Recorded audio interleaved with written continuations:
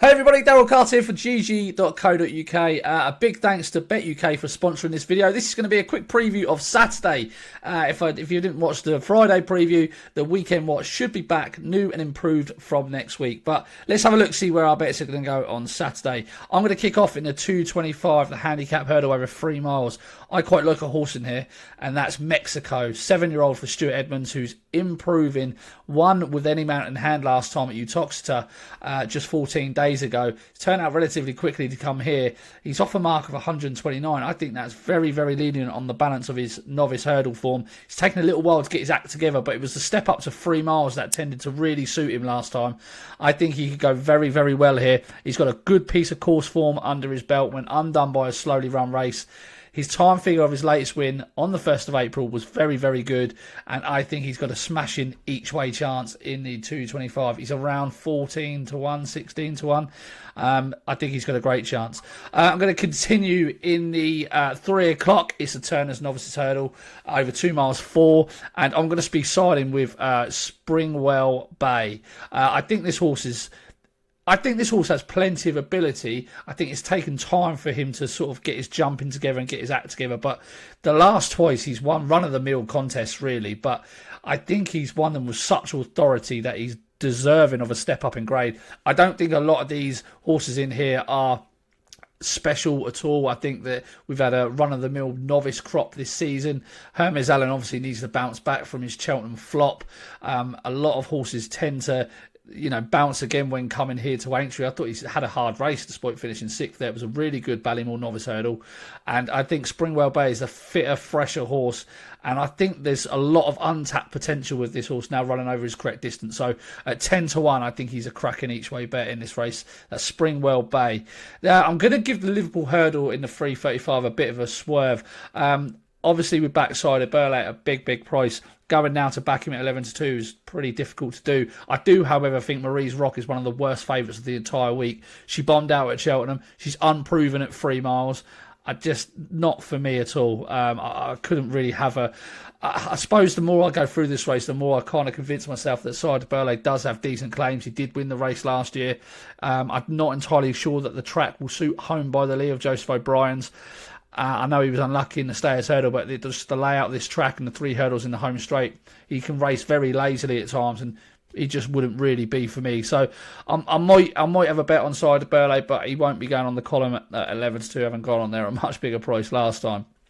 In the 4:15, this is probably going to be the last bet of the day outside of the Grand National. We're going to have a couple of strikes at the Grand National, but the 4:15 is the Handicap Chase, and again I'm going to side with Coconut Splash. And I know a lot of you are going to think I'm mental because I think that this is a bit of a cliff horse for me, but I do think he's well handicapped. I really do. He's off a mark of 132. He's still an 8-year-old. They've taken their time with him. They didn't push him up to 3 miles, which I thought he was screaming for last year, until he went to Hereford last time, and he stayed on quite strongly. He did bump into City Chief. Now, I think City Chief's going to be a very, very smart horse. He's another young, improving horse who's just getting better with every single run of Nicky Henderson's. But Coconut Splash off a mark of 132 up to 3 miles. I think this race is full of non-stayers. I just think this is absolutely spot on for him. The ruckers do like a day out at Aintree. I'm hopeful that he's going to go very well here. Nice flat track, speed track, over 3 miles. I just think it's absolutely right up his street. So Coconut Splash is going to be around 14 to 1. I think he's got a massive chance.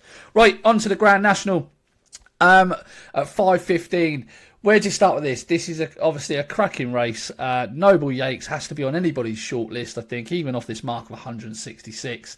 He's a very, very smart horse. All he's looked like all season is that he's crying to go back out to a mammoth distance. I can't have Korak Rambler as much as I love him. We tipped him at Cheltenham. I can't have him. The way he idled in the Ultima coming up the hill was just a sign of worry for me. I think he'll stay, but I think he'll need to be delivered very, very late. There's 465 yards from the back of the last at Aintree to the line, and that would just be my concern with him. I really like Delta Work. I think Delta Work's got a big chance. I think he's fairly handicapped off 159. Was 3rd in the race last year. Probably, again, got there too soon last year, and probably could have done with being held on to for a bit longer, but he did make up some nice ground on Noble Yakes. These are the obvious ones at the top of the market. You can make plenty of cases for. I'm going to have a couple of quid on Mr. Incredible. Brian Hayes is back in the saddle, which I think is a positive. He ran well enough in the Kim Muir. But it was the run in the Warwick Classic over 3 miles 5 on heavy ground where he was just staying all day from the rear of the field. That makes me think he will just love this 4 mile trip. He's off a very, very light weight. He's an improving 7-year-old. A marker 145 is nowhere near beyond his capabilities. Vanillier is the next on the list, another 8-year-old, a younger horse, 8-year-old, off 147. Tried to give £8 to the classy Ken Boy at Fairyhouse last time. He's another that comes good in the spring. The yielding or the decent ground will be right up his street. I think there's more to come from him. He's recently had the cheap pieces go on. I think that's helped him. I think he's got some strong handicapping claims. He is obviously a Grade 1 winner of the Albert Bartlett a couple of years ago. I want to mention a couple of others. Fury Road could have ran in the Marsh. I would have fancied him in a Marsh chase against Fakir Dowderis, to be honest. But they come in here. And his run in the bowl last year behind a Hoy Signor. Hoy Signor's obviously finished second to Shishkin this year, so it looks decent form there. Was just screaming of a national candidate, to be honest. I think he wants good ground. I think he wants to go 3 miles. He has gone 3 miles on a few occasions, but he's produced his best form over that distance. And for me, John Joe O'Neill in the saddle, I think could be a big jockey booking for Gordon Elliott. So Fury Road, Diol Kerr. I've named every horse in the race, I think, at this point. Diol Kerr is another one I'm going to give you a little mention to. 66 to 1 and bigger. This horse is a little bit in and out, but again, wants a mammoth trip. The blinkers are on. Kieran Buckley's on. This horse has got more to come. Good ground is optimum. He's very likely raced for a 9-year-old. He's only had 22 starts. So I think he could have a bit more to offer. He really caught the eye at Christmas, staying on behind Real Steel. The line just came too quickly for him. Going up to this sort of distance will really suit him. So he's going to have a good chance. Who have I not mentioned? I'm not entirely sure. But check the column out for Saturday because I'm going to have 5 stabs at the race.